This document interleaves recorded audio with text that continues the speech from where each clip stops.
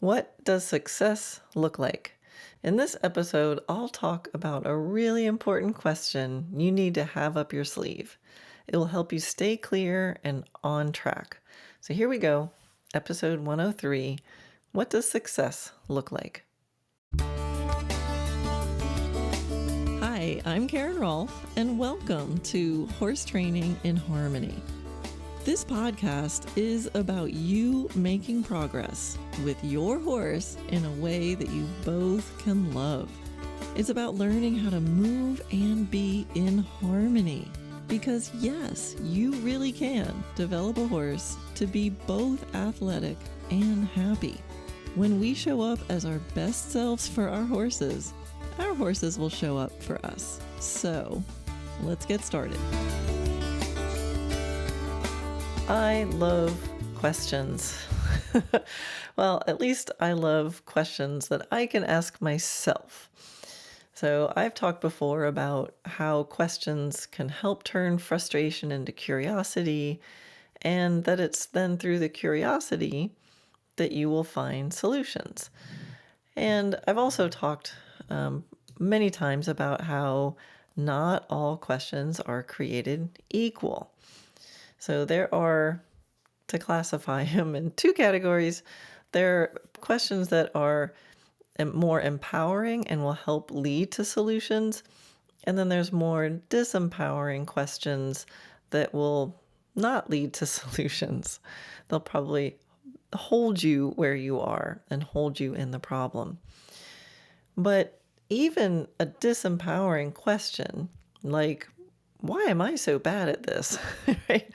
That's a very disempowering question. But it's one notch more productive than if it wasn't a question and it was just stating something such as, I'm so bad at this, right? So at least if you turn it into a question, why am I so bad at this? Even a disempowering question like that can actually yield some potentially useful information. Why are you so bad at this? Here's why. And then your brain will list all the reasons why you're bad at it. But you could, if you take that extra step, you could take that information and go, okay, well, now I know where to make the improvements. I'm bad at this, and this. Okay. Let's go work on those. But the reality is, often, if you're asking yourself a disempowering question, why am I so bad at this? It doesn't really put you in a very good mood or frame of mind to want to go solve things. So perhaps it'll feel better and be less discouraging if it was phrased something like, what could I do better? So that's an example of the empowering version of that disempowering question. What could I do better? Because now it feels hopeful. Just asking that question feels hopeful, and you will get the same information that you need. Like, here's the areas. Here's what you could do better. Here's where, here are the things you need to do better, and here's how to do them. That's what that question does. So that's the power of questions. So on this episode, I want to share another really useful question that you can ask yourself in so many situations. So this is one of those podcasts that absolutely will help you with your horses and probably a lot of other things too.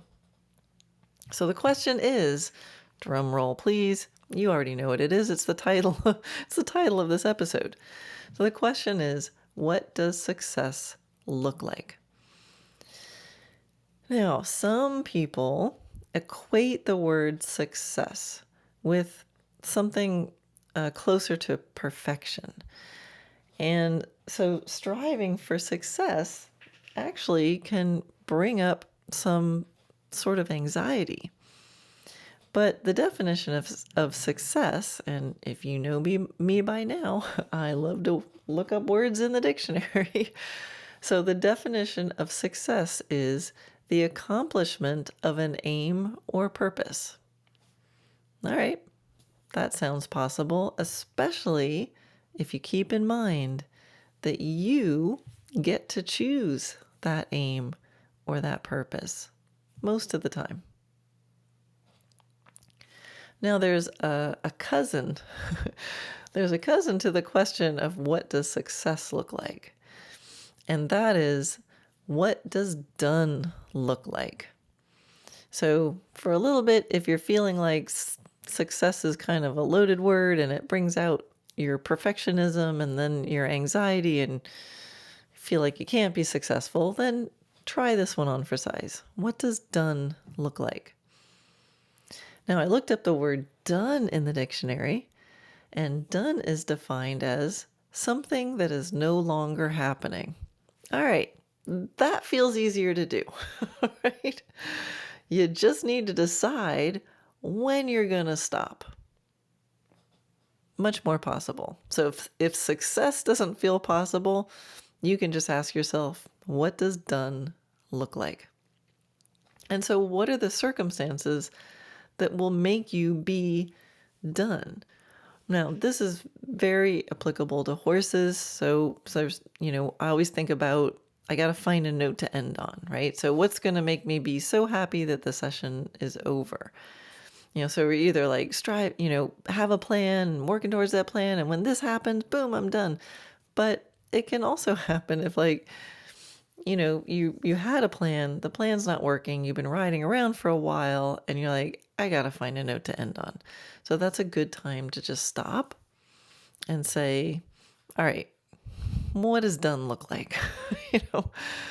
And sometimes if things are really a mess, what does done look like? It looks like this. And all you have to do is stop. To be successfully done, it just means that whatever it is no longer happening. So just stop. And there are plenty of times with horses that I've lost the plan. I'm far away from the original success that I thought I was aiming for. It's been going around in circles. I can't seem to find a note to end on. And you know what? It's okay to just stop. And then you are successful. You are successful in being done. All right. So it's so important to check in and make sure you have a picture of what done looks like and what success will look like when you know that you will be done. So it'll help set the intention. So it's good for planning and it's good for checking in the middle of things. And I use these for so many things. This is definitely not just a horse thing. In fact, it's something I learned away from horses, and I'm bringing it in to horses. So, for example, with this podcast.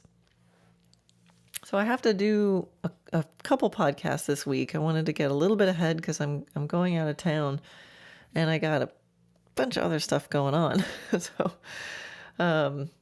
And some deadlines, and I gotta admit, I'm a little behind things, and I kept sitting down, and the podcast was seeming a little bit hard to come up with. So I tend to kind of try to pick a grand theme, and I've noticed in myself that when I'm tired or when I'm under a deadline, my brain, for some reason, thinks that things have to be like more epic. And it's not useful. I'm like, no, we can't do epic today. I'm under a deadline. Why are you showing me all these epic things that will take a lot of notes and research and, planning and writing it out and stuff like that?